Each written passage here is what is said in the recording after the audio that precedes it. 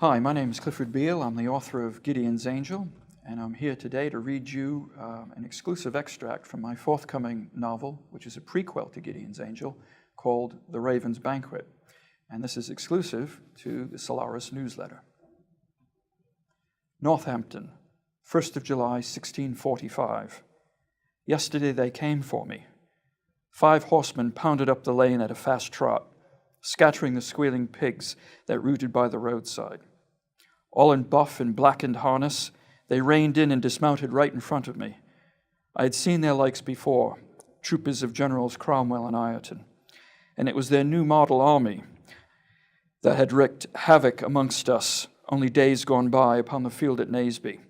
It was also plain to me that I was the object of their intent. They looked at me like I was some base rogue, smugness in their thin half-smiles.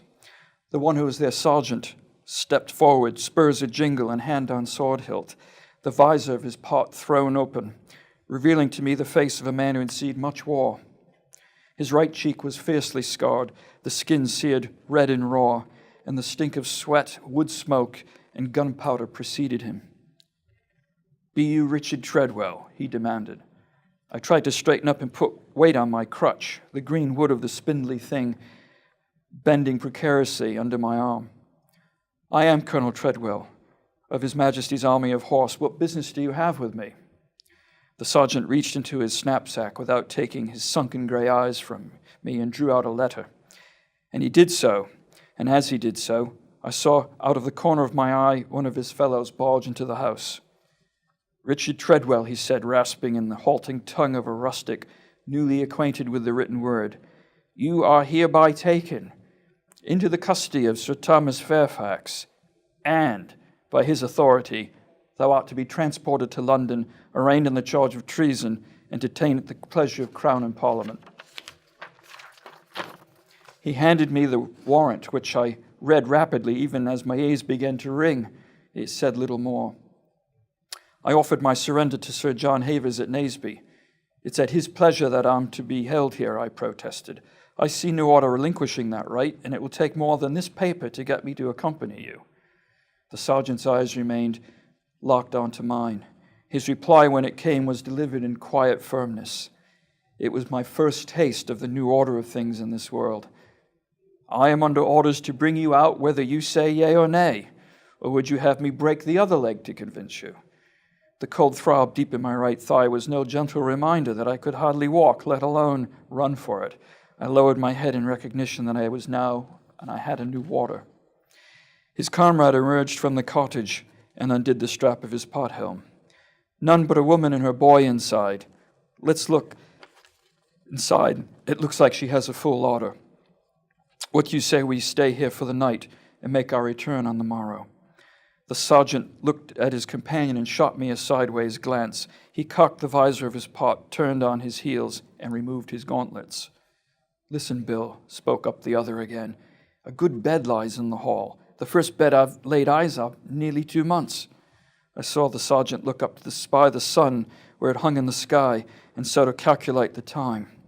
That he had even to think about such a choice when a soldier's feast awaited was testament to the discipline of this enemy. If it were me, I would not have hesitated. "Aye, well," he said, tempted by his friend, "we would not make it back to camp before nightfall, even if we left straight away." He turned again and looked at me, measuring me up, reckoning whether I would be a handful or not. He then swung to his comrade. "We'll stay here the night, but start all the sooner come morning." And he called to the 3 remaining troopers who stood by, holding the reins of their bedraggled mounts. "Fetch the leg irons." When we 6 entered the cottage, poor Mistress Hayton was choked full with dread. She had not expected such company when she hurriedly accepted to be my warder for the week before. Then Sir John had given her kind word and silver coin, bidding her to treat me civilly and to dress my wounds until his return. Her own husband was off with the same victorious army that now gathered up the remnants of the king's shattered host.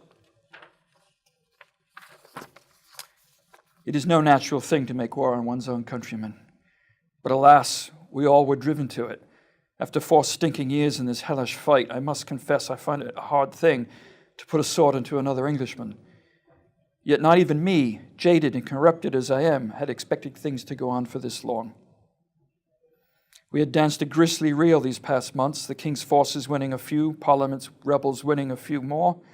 Now I fear, after Naseby's dreadful harvest, my cause is at an end. Leastways, my own part in it is now done.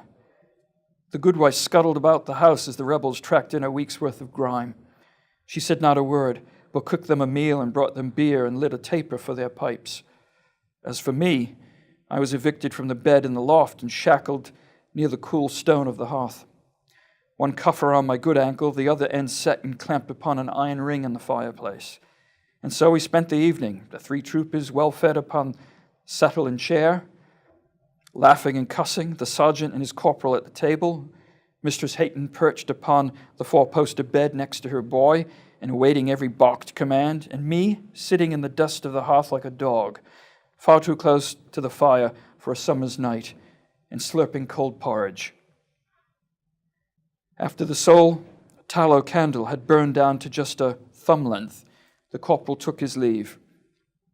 Up the stairs and for the bed he had long dreamt of. The three troopers, no doubt deprived of good sleep for more days they could remember, had by now succumbed to the comfort of their surrounding and all snored and gurgled in their slumbers. The sergeant, too, his head full of drink and chin upon chest, drifted off even as he sat in his chair, elbows propped. The mistress had barely moved or spoken for some time.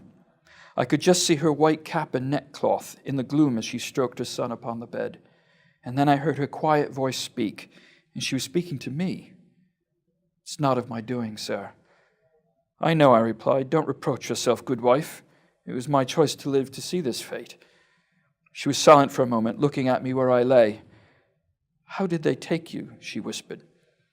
I wondered why it had taken her a week to ask me. I stared into the glowing coals at my side. It was my choice to live. I think my decision was hastened by the pistol muzzle pressed against my skull and the sound of the lock as the owner pulled back the hammer. "So then, you had no choice, sir. I sorrow for you." I shook my head and wagged a finger at her from the floor. "Nay, good wife, I could have chosen at that instant to be transported, delivered from all my misery. Just one word to that trooper. I could have dared him to blow my brains out. It would have ended right there, but I didn't say a word and I dropped my sword instead." "Any man would have done the same, sir," she whispered, quickly looking over to the sleeping sergeant, fearful that her words would bring down his wrath. Her face was pale in the fireglow. "There's no shame in it. To have done otherwise would have been a sin in the eyes of God." "I remain of two minds on that score, mistress," I replied. There was silence between us for a moment or two, and then she spoke up again. "Tell me, sir, what is it that you're writing upon these sheaves these past days? Are these letters to gain your liberty?" Her question took me aback. In truth, I wasn't even sure myself why I was scribbling my thoughts down upon paper. "Letters? Nay, good wife, not letters as such, more like a journal of what has befallen me." But they were letters. Letters to myself. Thoughts that bubbled up like a high-fired cauldron, hissing, spitting, and random. The contradictions of my uneasy life and recent circumstances could be contained inside my head no longer. "But who is it for, sir? Your wife?" she asked. I blinked in the gloom a few times as her question reached my ears. My dear wife, poor thing, this would go down hard, I knew. "It's for no one but me, and it is an idle and desperate exercise." I realized that I had confounded the poor woman, for she didn't reply. And finally, after a long silence, she ventured to speak again. The whisper that was hissed was near enough swallowed by the heavy linen curtains of the bed. "What should I tell Sir John when he returns to claim you?" In spite of my sorry condition, I found myself laughing. "Tell him, madam, that I fear he has lost his ransom prize."